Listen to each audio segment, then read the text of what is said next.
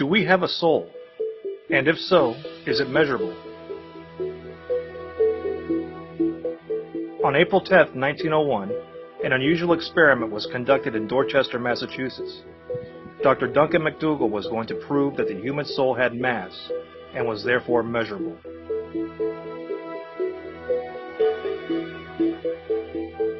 He conducted this experiment on 6 dying patients who were placed on specially made Fairbanks weight scales just prior to their deaths. The patients were selected based upon their imminent death. 2 patients were suffering from tuberculosis. A total of 5 men and 1 woman were selected for this experiment. Dr. McDougall's intention was to weigh each body, before and after death, to determine if there were any differences noted on the precision scale. In the company of 4 other doctors, Dr. McDougall carefully measured the weight of his first patient prior to his death. Once the patient died, an interesting event occurred. McDougall explains. Suddenly, coincident with death, the beam end dropped with an audible stroke, hitting against the lower limiting bar and remaining there with no rebound.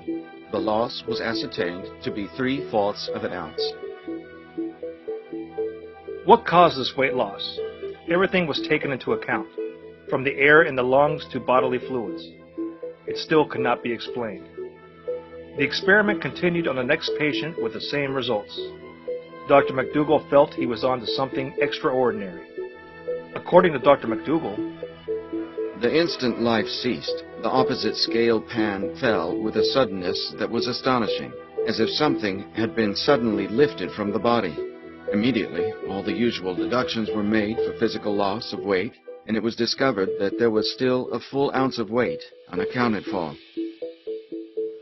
Following the experiment and consulting with the other attending physicians, it was determined that the average weight loss of each person was 3/4 of an ounce.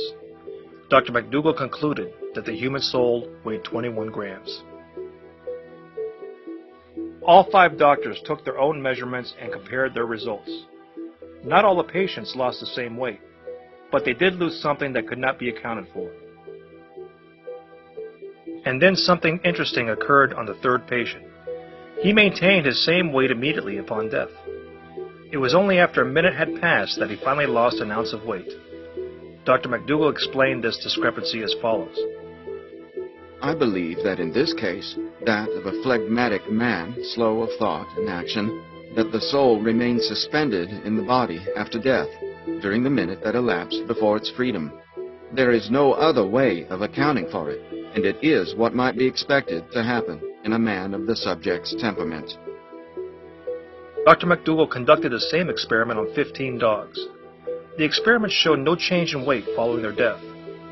McDougall concluded that this may signify only humans have souls.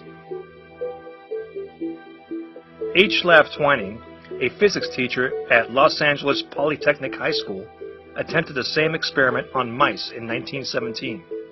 His conclusion was in line with that of Dr. McDougall. There was no deviation in weight when the mice died.